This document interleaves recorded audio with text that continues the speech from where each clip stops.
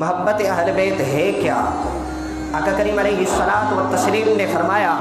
من مات علی حب آل محمد مات شہیدا، جو شخص محبت اہل بیت میں فوت ہوا وہ گویا شہید ہو کر فوت ہوا۔ الا ومن مات علی حب آل محمد مات مغفورا لہ، خبردار یقیناً جو شخص محبت اہل بیت میں انتقال کر گیا، جو شخص اس دنیا سے رخصت ہو گیا اس حال میں کہ اس کے سینے میں محبت اہل بیت تھی، تو مات مغفورا لہ، وہ مغفور ہو کر مرا۔ الا ومن مات علی حب آل محمد مات تائبا، جو شخص محبت اہل بیت میں مرا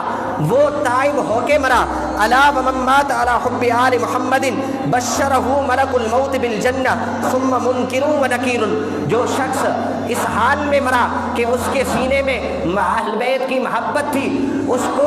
فرشتہ منکر نکیر جنت کی خوشخبری عطا فرمائے گا۔ الا ومن مات علی حب آل محمد یزف الی الجنۃ کما تزف العروس الی بیت زوجها، جو شخص اہل بیت کی محبت میں فوت ہوا تو اس شخص کو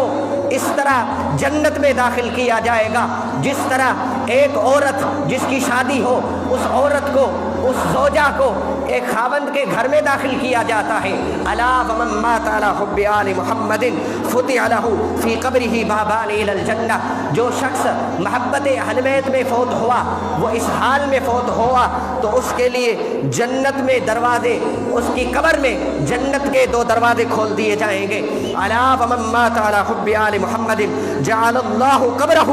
مزار ملائکۃ الرحمہ، جو شخص محبت اہل بیت میں فوت ہوا تو رب کائنات اس کی قبر کو فرشتوں کی زیارت گاہ بنائے گا۔ الا ومن مات علی حب آل محمد